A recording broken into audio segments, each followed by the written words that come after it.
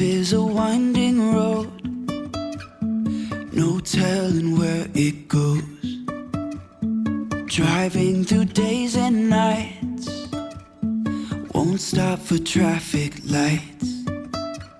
And I really wanna know, if I'll ever feel. Hi guys, and welcome back to the Dartmoor National Park. I'm going to apologise in advance for the road noise going across the bridge and also the river, the kind of noise from that, which is probably going to make the audio not the best in this one. Now, last week's vlog I did say I was going to be trying to get to another forest to do some more kind of forest photography around autumn. Unfortunately, the weather's been so bad and it's rained so much that I've not really managed to get down there as quick as I wanted.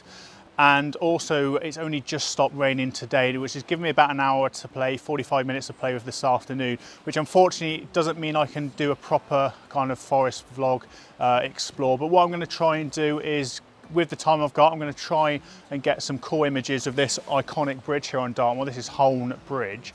It's somewhere I've been down here before in the past to photograph, never vlogged it, and somewhere you can get some really nice images. You are limited to compositions down here, really. You have a gateway, which isn't very appealing, or a fence behind me there, which just break up the image. So you tend to always get kind of pushed into shooting this side of the fence, close up to the bridge.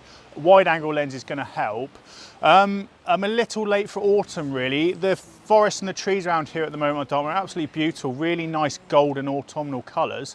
But the problem is we've had some really bad high winds for the last week, some really bad weather. Every day it's been windy and raining pretty much, apart from the odd day. And unfortunately, it looks like a lot of the leaves have been lost to the wind.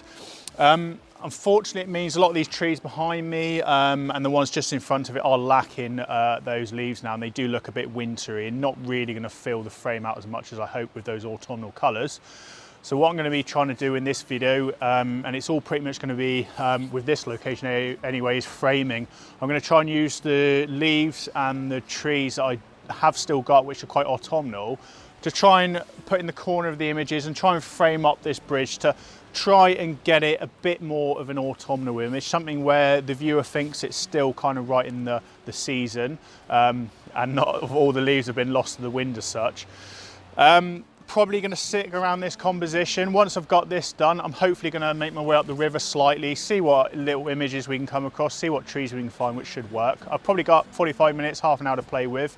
I'll catch up with you once I've set up for this shot, and we'll see what images I can get. And I really wanna know, if I'll ever figure out where the road goes. Even if I'm falling down, I will keep on searching for my highs.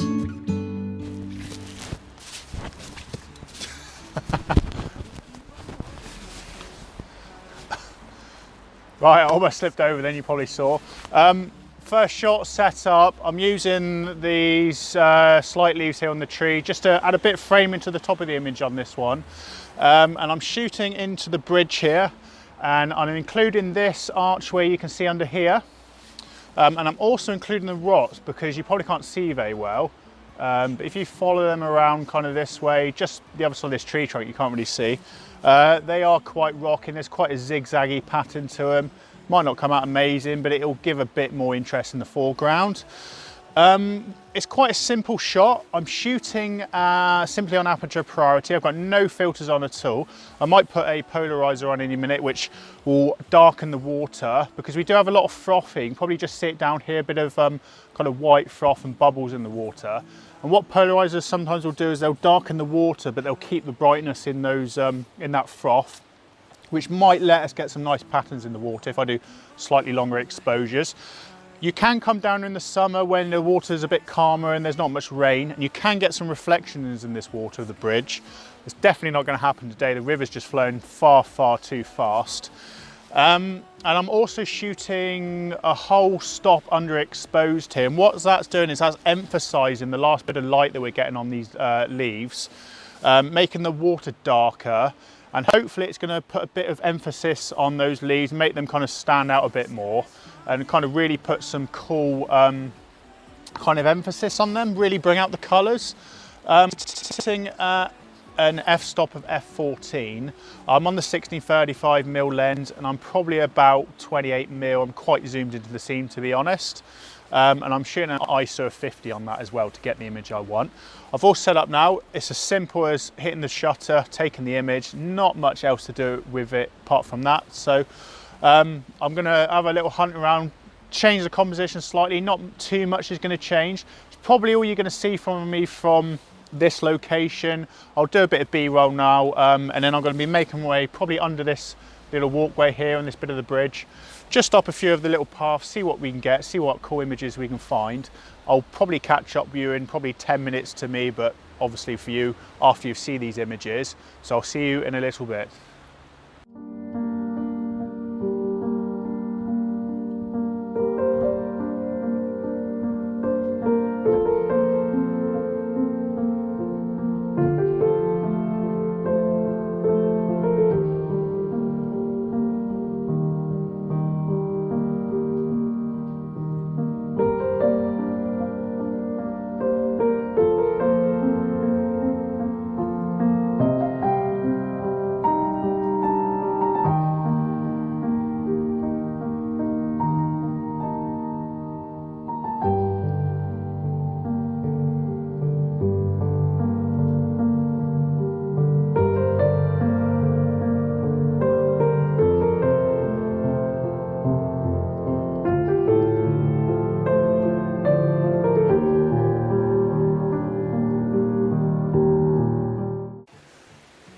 Right, I found another composition now, and apologies it's getting a bit dark. I was hoping to make more up there like I keep on saying in this video, but I've just been fascinated too much with some of the images around the bridge here and trying to get them to work.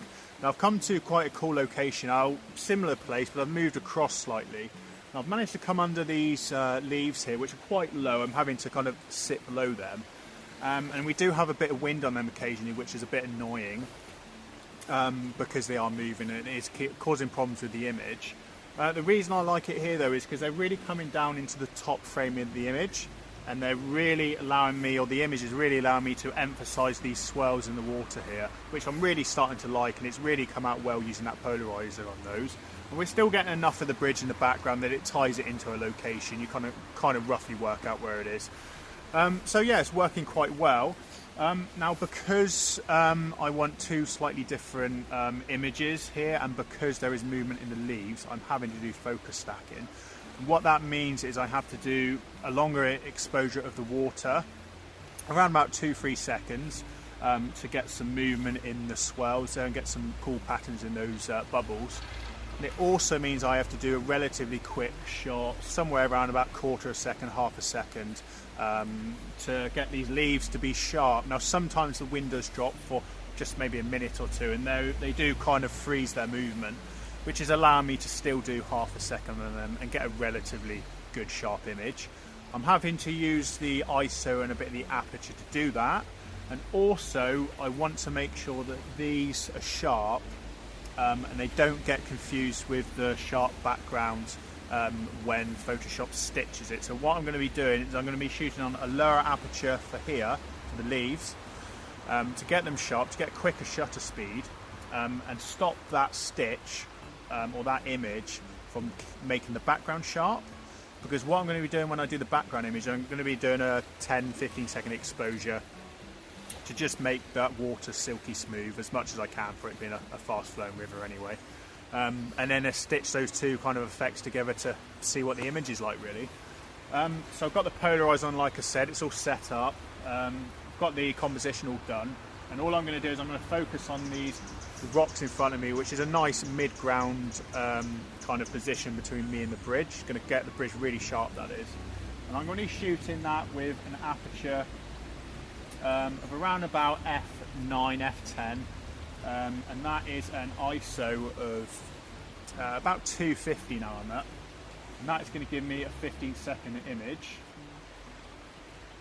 if I set it up right.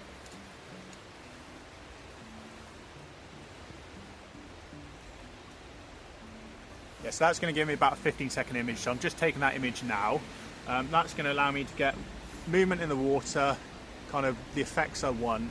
And also we have a lot of cars going across the bridge now, so it might even give me some cool effects in the lights of the cars. Pretty much done now. Now what I'm going to do is I'm going to refocus on these leaves. They are so close. They're only about 2 foot, 3 foot away from the lens, but the 16 to 35mm lens is really good at focusing close. They're focused now. I'm now going to go to an ISO of, where are we? An ISO of 400. And I'm also going to drop the aperture down to 8. And that is giving me a quicker image. That's giving me about a half a second image now. So what I'm going to do is take that one, I'm going to stitch the 2 images together, hopefully get some sharpness in the leaves, hopefully get some nice colours, and hopefully get those swirly effects. Now I keep on saying that I was going to make more up the river and get some more images. Unfortunately, because it's been raining all day, like I said, apart from the last hour or so, I didn't get out as early as I hoped. I will be trying to get to some more forest locations, like I've said over the last few videos.